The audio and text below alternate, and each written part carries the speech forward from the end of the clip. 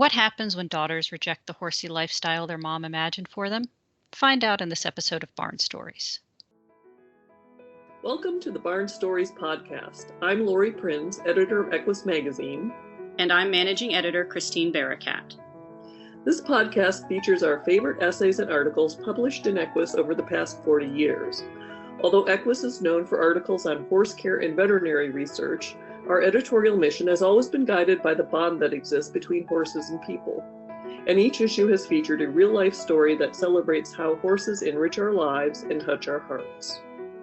We've searched our archives, chosen the stories that resonated with our readers, and given them new life in this audio format. Longtime subscribers may recognize some of their favorite pieces.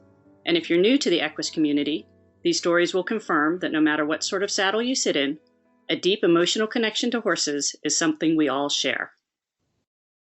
It's a rare horse girl that doesn't imagine one day taking her own child to the barn, tacking up with matching saddle pads and hitting the trails together. It's a heartwarming and Instagram-worthy vision. But as the author of the story learns, the love of horses doesn't always get passed on to the next generation, and she has to confront the fact her daughters don't share her passion. While this story is about mothers and daughters and horses, the message applies to any relationship and any hobby. It's human nature to want to share the things we love with the people we're closest to, but sometimes things just don't work out the way we'd like, and forcing it can make everyone unhappy. Thankfully, the author realizes that, and she navigates a delicate moment with a level head and good humor. That's another message that can apply to any situation. So let's listen to Daughters and Horses, written by Jennifer Graham and read by Taylor Autumn.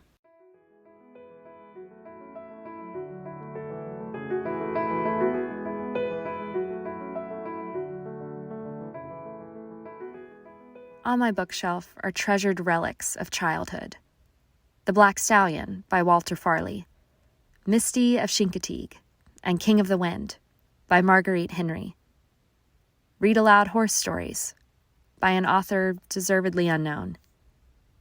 They are the earliest evidence of a horse crush that has lasted half a century. The quarters I used to stash under my mattress in an ill-advised horse fund are long gone, as is the once vast collection of Breyer horse statues. But I saved all the horse books for my future daughters, girls who I just knew would be as horse crazy as their mom. Sure enough, I had the daughters, 2 of them, spaced 7 years apart, and I waited eagerly for their little legs to grow long enough to reach the stirrups. But alarmingly, it seems they didn't get the memo. The one about how horses and girls go together like bran and mash. "Do I have to?" my eldest daughter asked when I wanted to enroll her for a second year of riding lessons. She toddled off willingly at first, and I bought the helmet, the boots, the breeches, and was so proud when she got a blue ribbon at her first horse show. Well, yes, everybody got a blue ribbon. They were second graders.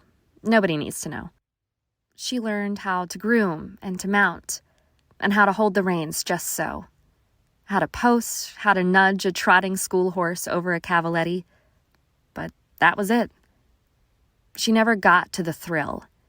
The part where you're so scared going around the turn and everyone is watching you. You're terrified you're going to fall off. But then you're cantering and your horse approaches the jump calmly and lands on the right lead. And it is all so lovely and natural. It's as if you were born fused to his withers.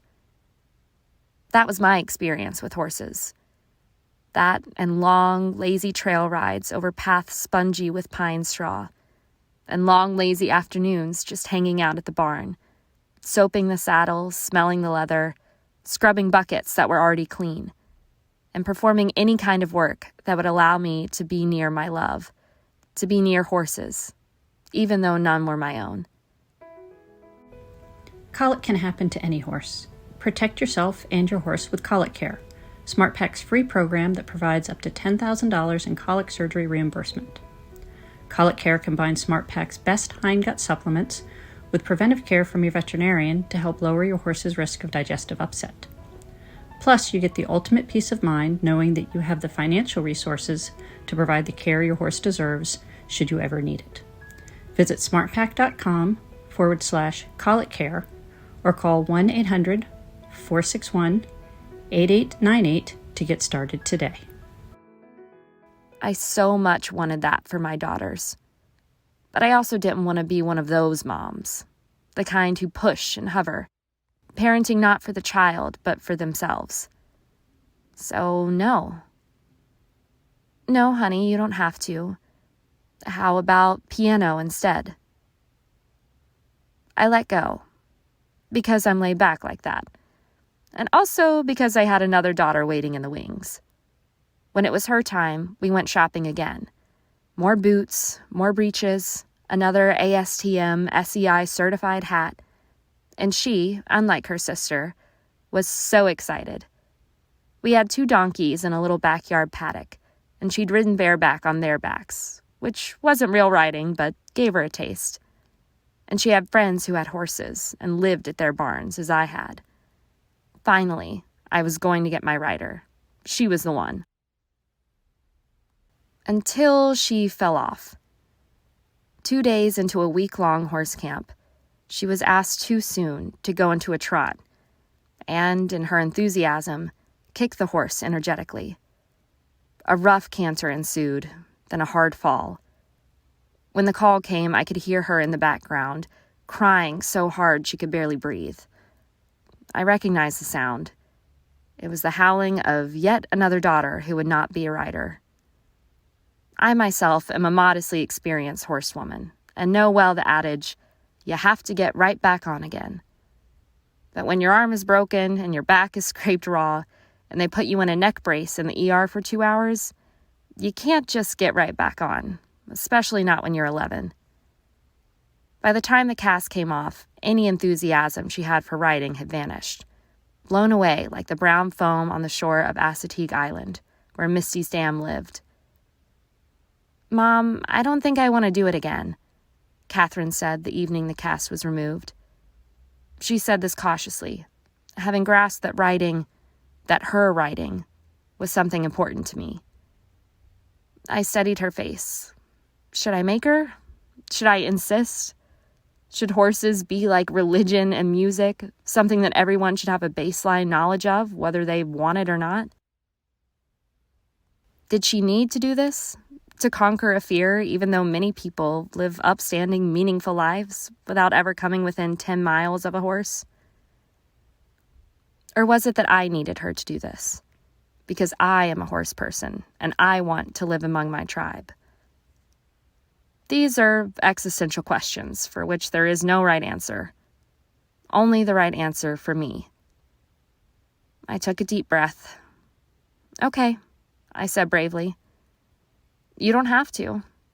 How do you feel about rollerblades?"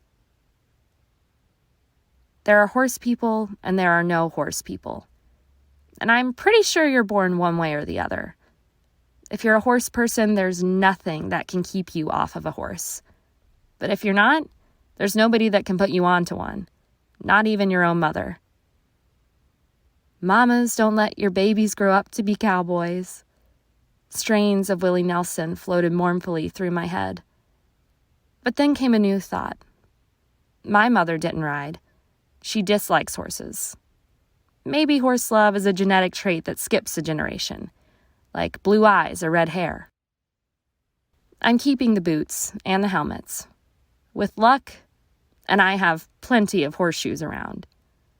Granddaughters are only a couple furlongs away. Thanks for listening to Barn Stories. We hope you enjoyed this episode. If you have a favorite article or essay from the Equus archives that you'd like us to feature in a future podcast, let us know.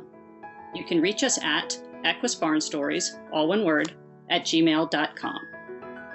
Did you enjoy this episode of Barn Stories? Head over to iTunes to subscribe, rate, and leave us a review. Thanks for listening. The Barn Stories podcast is a production of the Equine Podcast Network, an entity of the Equine Network.